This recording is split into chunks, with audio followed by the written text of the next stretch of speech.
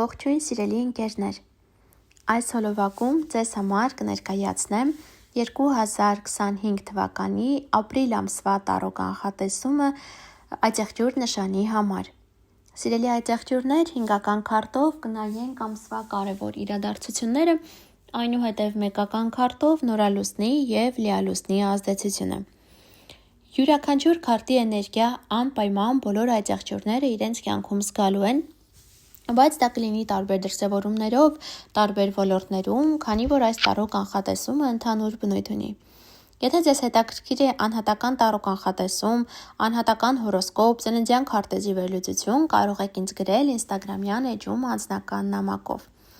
Այսպիսով, սիրելի ընկերներ, անցնենք մեր տարոք անխատեսմանը։ Ամիսը ձեզ համար կսկսվի հստակ պլաններով, կարծես ինչ-որ պլաններ կունենաք ամսվա հետ կապված։ Բայց կարծում եմ ըստ հաջորդ քայլերի, քարտերի այնքան էլ ձեր պլանները չեն իրագործվի։ Ինչ որ զգուշ եղեք ձեր խոսքին, քանի որ հնարավոր է ինչ որ սխալ խոսք հանգեցնի դիմացինի նեղացնելուն կամ ինչ որ բանավեճ լինի, լեզվակռիվ լինի, նման հարցեր կարող են լինել։ Ինչ որ հարց ձեզ հանգիստ չի տա ամսվա ընթացքում։ Ինչ որ բանի մասին անընդհատ կմտածեք, կարող է ունենաք անքնություն, գլխացավեր կամ ոչ հաճելի երազներ, ինչ որ մի բան ամբողջ ամսվա ընթացքում ձեզ տանջելու է ինչ որ հարց։ Զգուշ եղեք, որ ինչ որ բան չկորցնեք, ձեր իրերը չթողնեք ինչ որտեղ չմոռանաք։ Կարող է նաև ինչ որ գողություն լինի, այնպես որ ձեր իրերի նկատմամբ եղեք շատ զգույշ։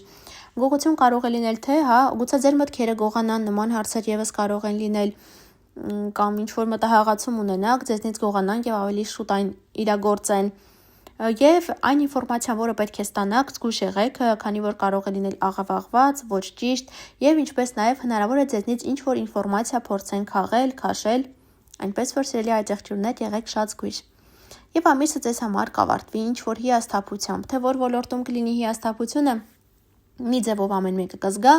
բայց կարծես ինչ որ բան եք ուզում, ինչ որ բանով շահագրգռված եք, սպասում եք, որ պետք է լինի, բայց ձեր ուզածով չլինի։ Բայց պետք չի նեղսրտել եւ կենտրոնանալ այն տարբերակի վրա, որը չստացվեց, քանի որ այլ տարբերակներ եւս կլինեն, որ ձեր ուզածին հասնեք։ Կարևորը որ միանգամից չտխրեք, չկենտրոնանաք չստացվածի վրա եւ ամեն ինչ լավ կլինի։ Այժմ նորալուսնի եւ լիալուսնի հետ կապված առաջինը լիալուսին կլինի ամսի 13-ին, մի 2 օր առաջ, 2 շաբաթ հետո իր ազդեցությունն է ունենալու։ Այս ժամանակահատվածում ինչ որ գումար շատերը կստանան, ստաբիլ ինչ որ եկամուտ գուցե լինի, ինչ որ կարծես ստաբիլություն կմտնի ձեր կյանք։ Կարծում եմ, որ գումարի կամ ինչ որ նյութական արժեքների տեսքով այն կլինի։ Եվ նորալուսին ենք ունենալու ամսի 27-ին, մի 2 օր առաջ, 2 շաբաթ հետո իր ազդեցությունն է ունենալու։ Այս ժամանակահատվածում սիրելի ընկերներ, նոր ինչ որ սպասողական իրավիճակ է սկսվելու ձեզ համար։ Մեկի մոտ այն կարող է պայմանավորված լինել հղիությամբ, իմիջիայլոց դա ամենայն հավանականությամբ կարող է լինել, քանի որ նորալուսինը լինելու է ցուլ նշանում, իսկ դա սիրելի այծեղջյուրներ ձեր 5-րդ տունն է, երեխաների տունն է, Նման ինչ որ հարցեր կարող են լինել, կամ կարող է սպասողական իրավիճակը ձեր մեծ երեխաների հետ կապված լինի, օրինակ պետք է սպասեք, նրանք գուցե գան, կամ սպասեք նրանց հետ կապված ինչ որ գործողություն պետք է լինի, գուցե նրանք պետք է քննությունները հանձնեն եւ այդ սպասողական իրավիճակը այդտեղ առաջանա։